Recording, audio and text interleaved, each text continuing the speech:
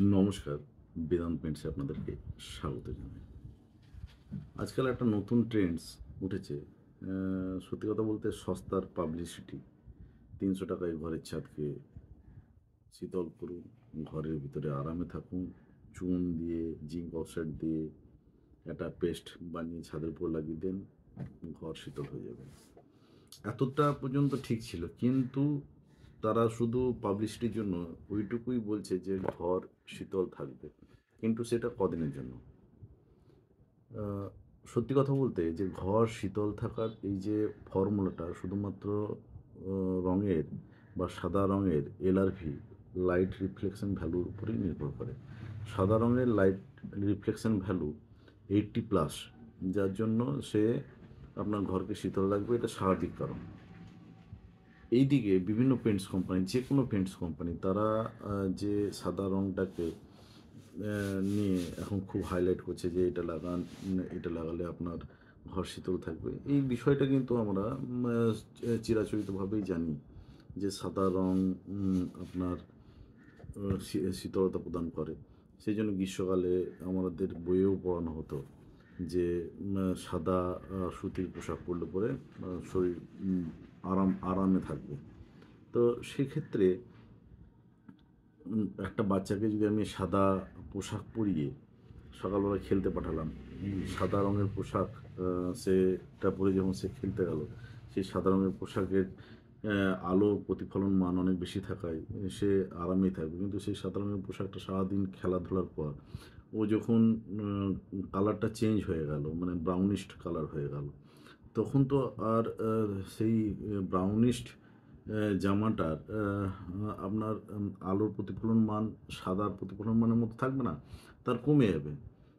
সে তুলনামূলক বেশি আলো শোষণ করবে এবং উত্তপ্ত করবে।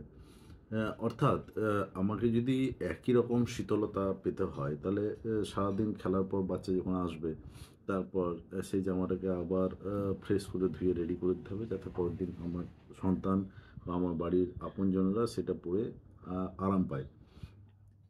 একইভাবে আমাদের যে শীতলতা প্রদানকারী যে সাদা রঙের আস্তরণ ছাদের উপর দেওয়া হয়, সেটা দিয়ে দিলেই যে আমাদের কাজ শেষ হয়ে যায় তা নয়।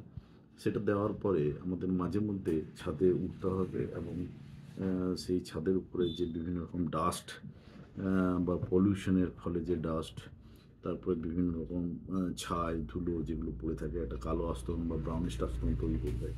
সেগুলোকে আপনার ভালো করে যেরকম আ শ্যাম্পু, শ্যাম্পু টাইপের জিনিস নিয়ে আপনি ফেনা করা হলো অনেকটা, নিয়ে তারপর কাপড় দিয়ে একটু বা যাই স্টিক দিয়ে একটু পরিষ্কার করে দেওয়া হলো এবং তাকে আবার রেডি করে নেওয়া হলো পরের দিন আবার সেই সমপরিমাণ ১ম দিনের মতো শীতলতা প্রদানের জন্য।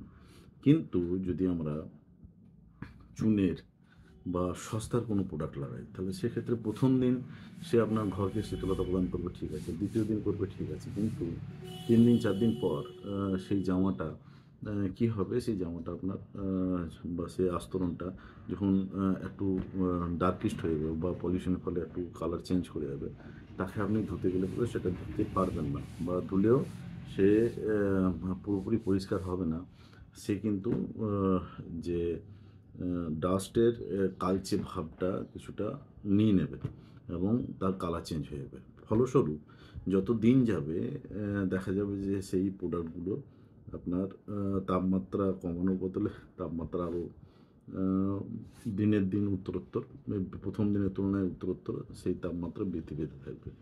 অর্থাৎ এটা এককালীন বা দিন বা ১-২ সপ্তাহের জন্য এই পরিকল্পনাটা ঠিক আছে।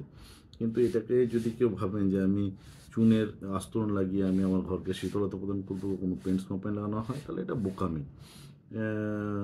যেকোনো পেইন্টস কোম্পানি যেকোনো সাদা রঙের আস্তরণ আপনারা লাগান ছাদের উপরে এবং এই সস্তার পাবলিসিটির জিনিসগুলোকে এভয়েড করুন। তাহলে আপনার ছাদও ভালো থাকবে, পরিশ্রমও আপনার কম হবে, জিনিসটাও সুন্দর হবে। ধন্যবাদ।